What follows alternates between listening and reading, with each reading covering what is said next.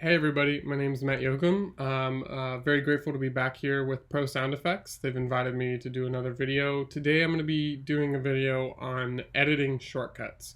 And the primary reason for learning this sort of stuff is because uh, time is money, and being able to move quickly isn't just really a way to show off, but it's a way to both save time as well as to stay in the creative zone, because when you're able to work quickly, you're able to keep the ideas flowing, and it can be a real dampener on your sort of creative thinking and line of thought when you have to dig through menus and stuff. So yeah, we're going to be going over some shortcuts today. I've got a lot of shortcuts to cover, so I'm going to go through them relatively quickly. The only thing to mention is that there's a couple shortcuts in here where you will need a keyboard that has a numeric keypad. Just keep in mind that numeric keypads have different functions than the numbers up here. They actually operate as totally separate keys. And then there's also this little zone here, which we'll go over, which is useful for navigating as well. So just keep that in mind. You can use wired or wireless keyboard. So long as it's got a numeric keypad, it'll be helpful. Let's go ahead and dive into Pro Tools, and I'll show you guys some of these things. Like I said, I'll be going through them relatively quickly. So feel free to rewind and rewatch, and I believe there will also be an article after this which lists them all out as well in case you want to reference back to anything.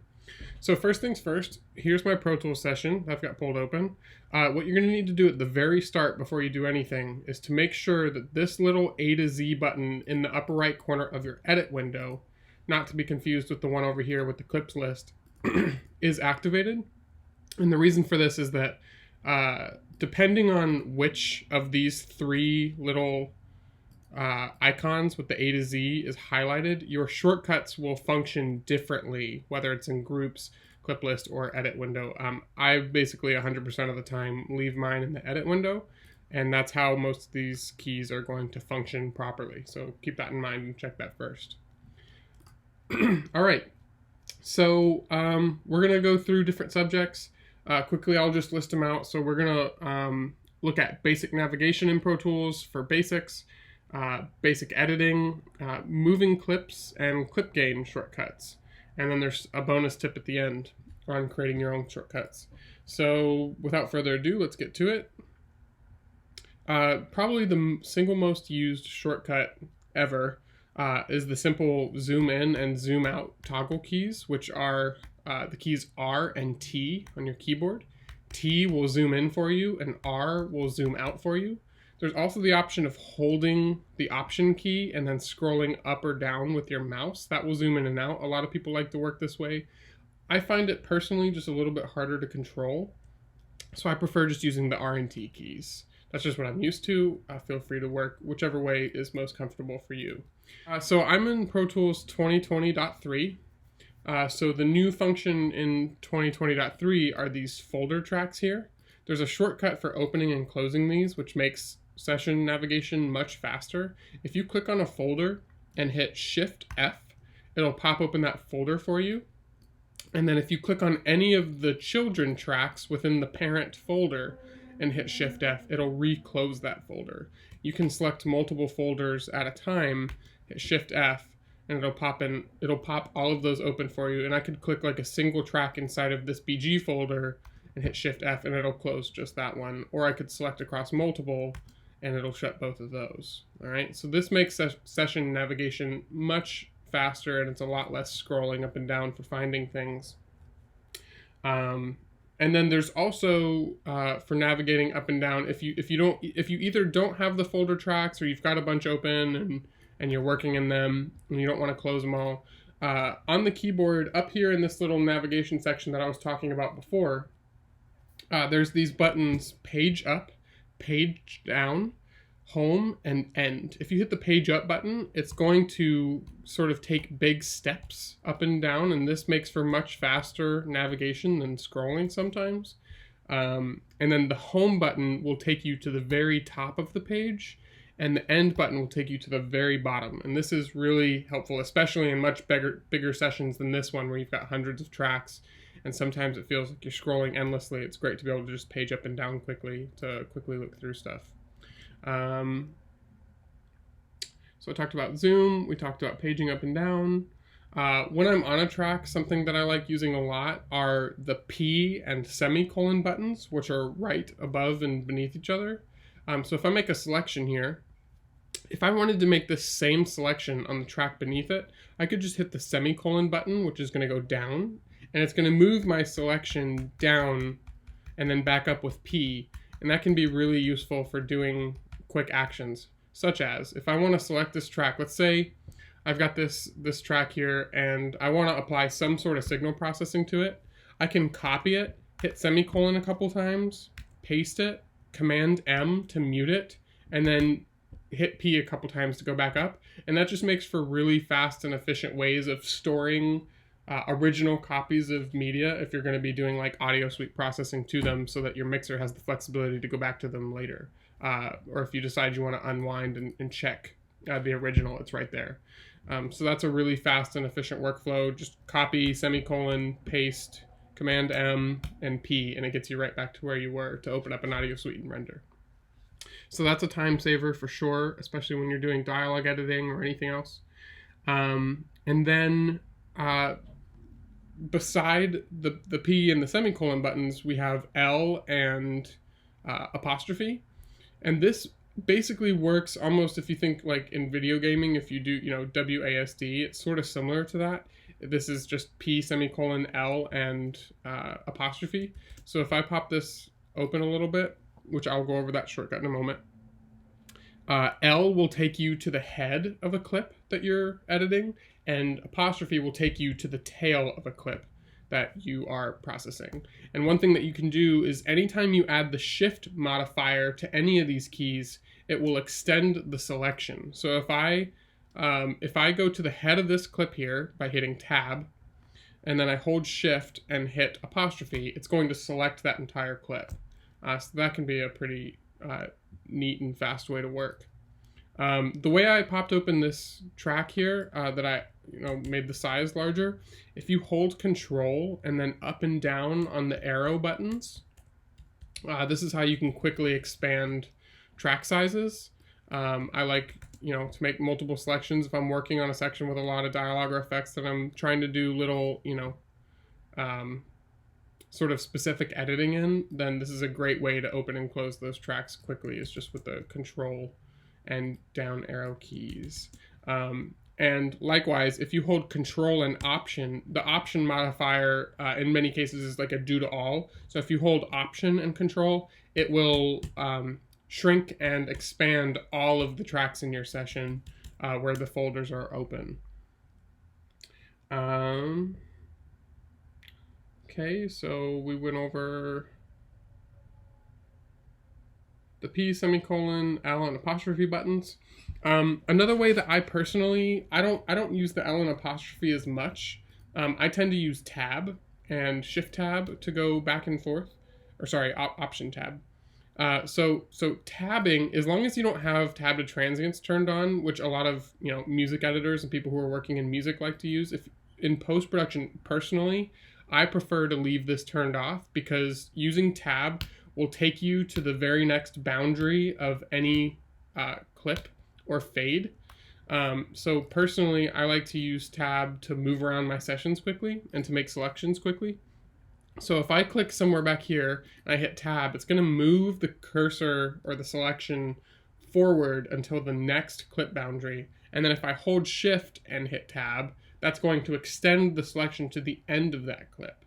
Or if there were a fade, like let's say if I make a cut here with Command E and then make a little crossfade with my Smart Tool, or make a highlight and hit F, if I tab over and then hit shift, it's going to go to the next boundary there. And if I hit tab shift again, it's going to go to the next boundary here, and so on and so forth.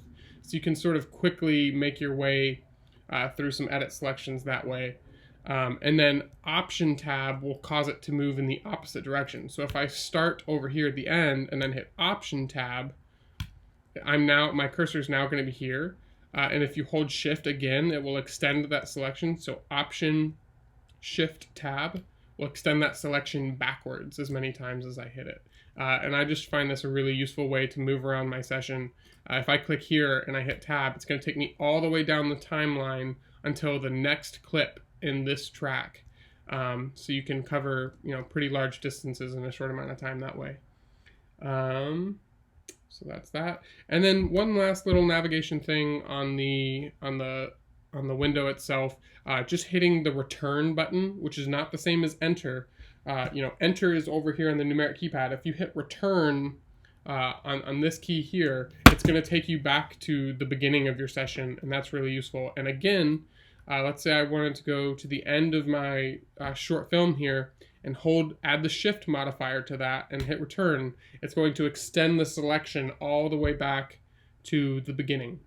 And this can be useful for making, like global adjustments of things across various tracks. And again, I could hold shift and then P and extend that selection upwards and make some sort of a global change if need be. So now we're going to go into like really basic editing stuff that just helps to really speed up workflow. I mean, these are things that you do hundreds of times in a day. So even if it only saves a couple of seconds, if you multiply that by hundreds of times a day over 5 days a week over the course of 6 months on a project, it's going to save you a ton of time. And this comes back into play with the efficiency I was talking about. So let's let's talk really quickly about trimming.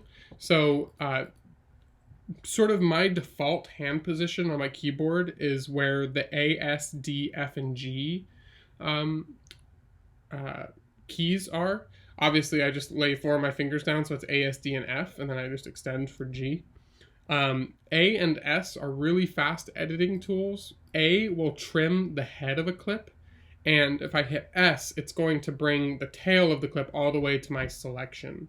Okay, so if I show you that again, if I place this here and I hit A, it's going to wipe out the first, 2/3 of this because it's trimming the head to your selection. And if I were to click here and hit S, it's going to trim the tail to this selection. So that's a really fast way to do some editing, and I just Command Z to undo that stuff, which I think everybody probably already knows. So A and S are really fast ways to do quick edits. Then we have our 3 keys that are grouped together here, D, F, and G. These are our fade tools. So D is going to make a fade to the selection, right? So I can extend that fade as well. If I click over here and hit D, it's going to do a fade in or a head fade.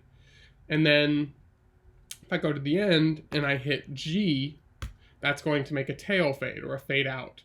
And then if I had an edit, again with Command E in the middle here, and I wanted to crossfade, I could highlight this selection and hit F, and it's going to do a crossfade for me. This is, so having the A, S, and D, F, and G keys all right beside each other, most of what we're doing is trimming and fading. So it's just a really quick set of tools to get familiar with. Really quickly too, the way that A and S behave inside of fades is a little bit different. So if I hit S here, for example, which would normally trim all of this all the way down to here, because I'm inside the boundaries of a fade, it's actually just going to shorten this fade for me. So this is really useful for, shortening the length of fades if you need. And I could always click back out here and hit D again. Oops, I'm sorry. Yeah, D to re-extend it. And I could re-shorten it with S again. If I hit A inside the clips, it is going to shorten because it's going to shorten the head to where it is, to where your selection is made. And same thing over here, it's sort of in reverse. If I click inside this fade boundary over here and hit A, which would normally trim the head all the way up to this point, it's going to just adjust the boundary of the fade to that selection point, and then S is going to actually trim the clip itself.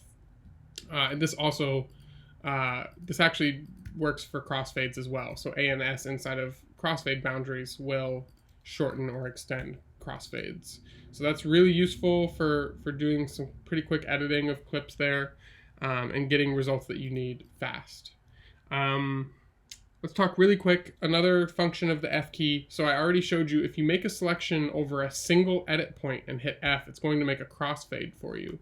But what if I were to select over the head and the tail and the clip, and then I hit F? It's going to automatically apply a crossfade and little fade-ins. If you add the command modifier to that, you can actually see where those settings in terms of like the length of the fades comes from. If you hit Command F, it's going to pull open this dialog window here, where you can adjust all of the settings in here of what the shapes of those are going to be by default and what the lengths are going to be by default. When in terms of post-production, when we're working in 2397 or in 24 frames per second, 42 milliseconds is just about as close as you can get to getting a single frame fade, which is why I leave mine at 42 milliseconds. And it's a 2-frame fade for 84 milliseconds would be a 2-frame fade because it's twice the length. So if I zoom into this crossfade here, you'll see that this is basically a 2-frame fade. And then if I hit Command F again, if I make this selection and I hit Command F, I could adjust this to 250. And because this adjust existing crossfade length setting is checked here, when I hit OK, it's going to extend that crossfade. It's going to widen it beyond what it was before. And that is the new default. So if I were to delete this, select it and delete the fade, and then hit F again, by default, it's now going to default to 250 milliseconds, which is where I left it last. So that's useful to understand, okay? Okay, now really quickly talking about the length of clips. So let me hit the S key here, the A key here. Excuse me. Sometimes, especially in dialogue editing or if you're working with backgrounds, it can be really useful to want to extend your clips quickly, and maybe you don't want to sit there and drag everything out manually. What you can do is you can hit Control, Command, and then there's 3 keys that you can use to do this. There's T, R, and Y, or if you go in the order of the QWERTY, it's R, T, and Y. So Control Command, you can think of this as R is going to extend the head as far back as it will go. T is going to go in both directions, and Y is just going to extend the head. So if I zoom out a little bit so you can see this, if I hit Control Command Y, it's going to extend this clip out as far as it can possibly go. You see I can't drag it out any further. If I move this clip more over here and I hit Control Command R, it's going to extend the head as far out as it can go. I can't extend this any further. Now, if I use Command T to make a trim selection here, let's say I wanted to just expand this clip to its full length on both sides. You can do Control Command T. It's sort of the opposite of trim, and it's going to now expand in both directions as far as it will go. The cool thing about this sort of expansion clip function here is that if I have a clip that's before it and you're worried that, well, what if the head of this is really long? If I do Control Command T to go both directions, it will not overlap the clip that is before it. You can see I can still pull out the handle further, but using that function, it's going to stop at the boundary of the previous clip. And that's really useful for like background editing, especially, or in dialogue editing. If you're just trying to find fill, you don't have to worry about maybe there's clips down the timeline that I can't see because it will stop before it reaches those clips. So that's a really useful function for quickly opening up your clips to find material or to expand to create longer loops or whatever you may be doing. So I'm sure a lot of you are familiar, but for those who don't know, nudging clips is a really quick way to move things around as well. You have 4 keys down at the bottom. These are M, comma, period, and your backslash keys. You can think of this again, it's sort of like set out in the direction of your timeline where M is going to move it back by a great amount, comma is going to move it back by a small amount, period is going to move it forward by a small amount, and the backslash is going to move it forward by a larger amount, a multiple of the smaller. You can actually see what that nudge value is up here. You can determine what the length is. By default, because I'm working in timecode, I leave it at 1 frame. If you're working on music, you can set it to bars and beats, and you can say, you know, I just want it to move forward by a quarter note, or if I want to do finer increments, I could do a 16th or a 32nd note. But I'm working in timecode since I'm in post-production, so 1 frame is my default nudge movement here. Now that means that the larger nudge movements of M and backslash are going to move by 6 frames instead of just 1. So if I hit M, it's going to move back by 6 frames. I'll zoom in closer so you can see. I'll hit M. It's going to move by 6 frames. I can hit the backslash to go back forward by 6 frames. And then comma to move back by just 1, and period to move forward by 1. This is a really quick way to nudge clips back and forth, and it's very useful for getting things in sync. Because I could, for example, I could hit A to get really close to this transient here, and then hit the nudge keys back. Another little pro tip: if you're working in grid mode, which I normally am, since I'm working within a frame structure for film, it is perhaps sometimes you wanna just temporarily be in slip mode, and you don't want it to jump by each frame. But you don't want to keep switching back and forth between slip and grid. If you hold the command button while your grabber tool is selected, you can now move temporarily in slip mode. And if I let the command tool go, you'll see it'll snap to the next boundary.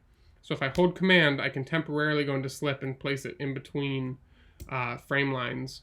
And that's very useful. And you can do the same thing, like if I have the trimmer tool here and hold command, I'm now temporarily in slip mode without having to actually move out of grid. That can be very useful for like lining up transients to the frame line. Same thing for fades, basically for any function, for selection as well. So that's a really pro tip to know. And the opposite works too. If I'm in slip mode, and this is how I'm used to working, but perhaps I really want to line something up specifically to a frame. If I hold command, I'm now temporarily in grid mode. So that's super useful. I use this all the time. I'm almost always in grid mode, but I'm constantly temporarily going into slip for lining up transients and stuff. So snapping a clip to where you need, there's 2 different tools that I use here. Using control and then click. If you make a selection out here and then you control click a clip with the grabber tool, it will snap the head of your clip to your selection. So if I select back here and control click, it will snap the head of that clip to wherever my cursor left the selection there. And one more time, if I click over here and hit control click, right? Now, there's one other thing you can do. If I select here, let's say I don't want to move the head of the clip, I want to move the tail of the clip to the selection point. I can do control command, and it will move the tail of the clip to your selection. So I can select over here and control command click, and it's going to move the tail there. So that's really useful as well. Let's see what else. Control click. One other thing that you can do with the control modifier, and this sort of makes sense now that you understand if you control click. If you've already got a selection made of a clip that you want to move, let's say you want to move it up or down your timeline, but you want to make sure it stays in sync. If I just click and grab this and move it around, I can obviously move it to anywhere I want. But let's say I wanted it to stay perfectly in sync and I didn't want to worry about it moving side to side and possibly being a couple frames out. If I hold control and move it down, no matter how far left or right I move my mouse, it's going to stay in sync as I move it up and down. And that works if your selection has already been made and then you hold the control modifier versus clicking out here and then control clicking it. So that's a really useful way for if you want to move something down and mute it and then use the P key again to move back up. You can keep things in sync that way. Let's talk quickly about clip gain. So if you guys are looking at your clips in your edit window and you're not seeing the clip gain line, you might have it turned off. Typically this is found up in view, and if you go to clip, there's this clip gain line and clip info. You can actually, there's shortcuts for this, for toggling this. Basically every shortcut that revolves around clip gain is going to involve the control and the shift keys together. So control and shift typically have all to do with clip gain modifiers. So if I control shift and hit the minus key, it'll toggle the visibility of the clip gain line. And then you can also toggle the visibility with the plus button of the clip info line. Now, just to be clear, that's the minus and the plus sign up here, not the ones over here on the numeric keypad, which function differently. So if let me just do this real quick. Let me zero this out so there's no information on it. If you have no breakpoints, these little dots we call breakpoints for automating clip gain. If you don't have any breakpoints on your clip, you'll see in this clip gain info, it'll tell you what sort of adjustment has been made to the global gain of your clip. So at the moment, my clip is set to unity, but if I move this down or up with the smart tool here and just drag it, you'll be able to see at all times what that adjustment is. As soon as I add breakpoints, it's not going to show me a global level because obviously each one of these breakpoints is at a different level. But I can still click the entire clip and globally drag these up or down, or make a selection and drag this up or down to make specific shapes. If you want to add breakpoints yourself, you can hold the command button while you're hovering over the clip gain line, and you'll see this little pointer finger with a plus symbol. I can click along here, and if I let go of the command key, I can now drag these around. And it's the same thing before, where if I want to make a really fine adjustment, but I'm in grid mode, you'll see this breakpoint is going to snap to the grid before and after. But if I hold the command key, I can now drag it in between those gain lines. The difference is going to be that when I move up and down, it's going to do a finer adjustment, because the command key also allows you to make smaller increment moves than if you let it go and you just move up and down, where like at the moment it's jumping by 0.5 or 0.4. If I hold command, I can move up by just 0.1 at a time. All right, so that's useful to know.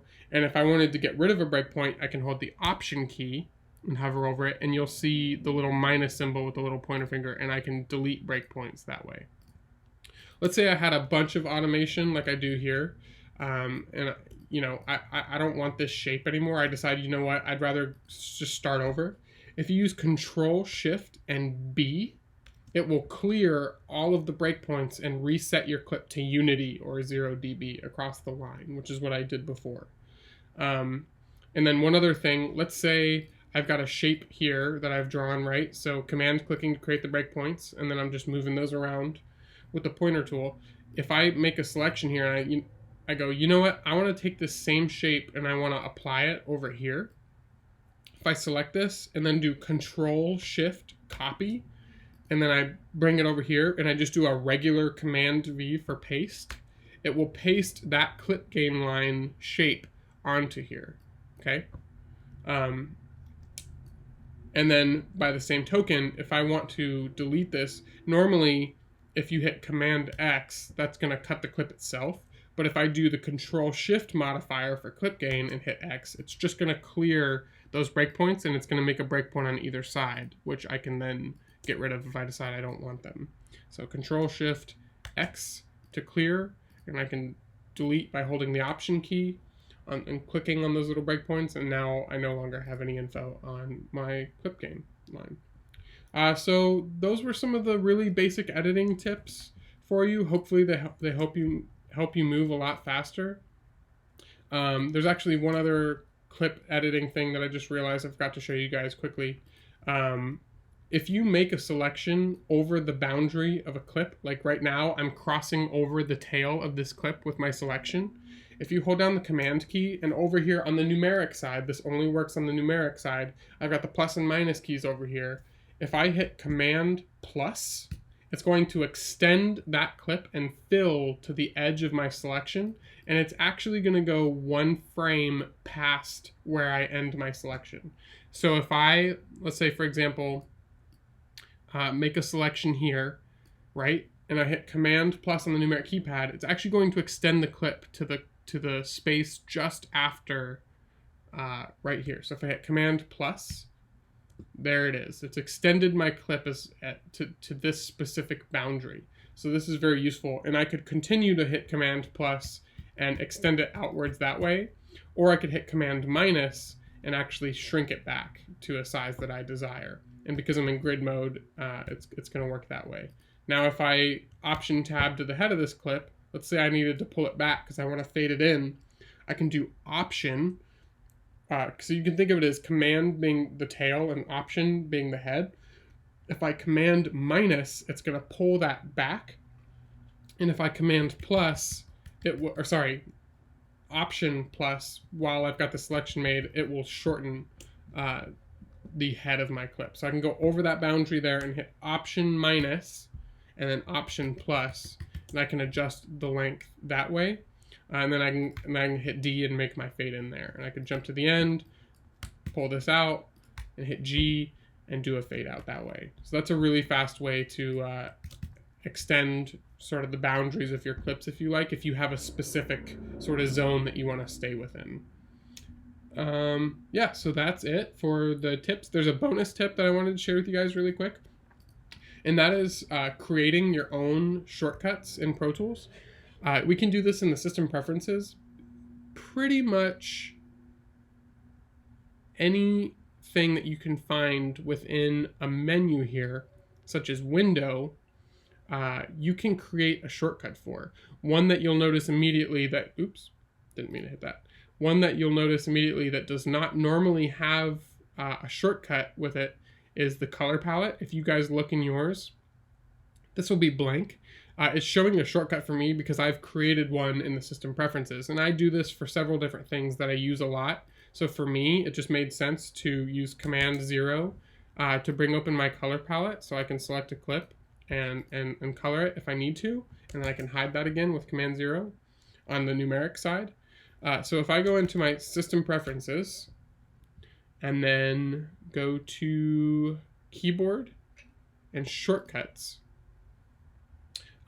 you'll see down here it says app shortcuts if you're using Mac OS. And then you can create shortcuts specifically for apps that you use, right? So for example, I have a thin all, which is an automation thing. I have make active and make inactive for making tracks active and inactive. You can actually set this to the same key to toggle them. Showing the name of the clip is F11 for me. And save copy in is Control Option Command S for me, because I use these tools a lot, so it makes sense for me to have shortcuts for them. So for example, F14 for me is the, oops, I'm sorry. I think it was something different actually. What was it? Keyboard shortcuts.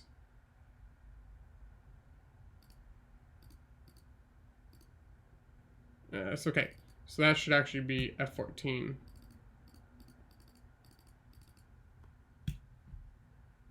Now if I go here and hit F14, it's going to inactivate and then reactivate that track for me. That's just because I don't have my waves thing plugged in here. If I go down to another track that doesn't have that and hit F14, I can do groups of clips that way. The way you create a shortcut is that if you go into Pro Tools and you find something that you want to be visible by a shortcut, like for example, let's say I wanted my system usage, right? Sometimes I like to pull this up to monitor what my system is doing. If I go to my window and this is the name of that sort of command, system usage. Now if I go back to my system preferences and I go to app shortcuts, if I go to add the plus sign, this drop down menu here will tell you if you want it to work across different apps or all of them. In my case, I just want this to be a Pro Tools shortcut. And this was system usage window. I could make this any key command that I wanted in order to pull it up and make it visible. So I'm going to do just F16. I like the function keys a lot because they're sort of out of the way and not a lot of stuff is assigned to them. And then I'll hit add. Now, when I go over here in my window, you'll see that it has added the F16 key to my system usage window. And when I toggle that on my keyboard, it'll now open and close that for whenever I want to see it or want it to go away. So that's the bonus tip. You can create a bunch of shortcuts that way for yourself. I have more of those set up on my main computer than I do on my laptop here. But if you guys have any questions, obviously, I believe there's going to be a document at the end of this which is going to list all of these, and I hope it helps your guys' workflows, and yeah, happy editing.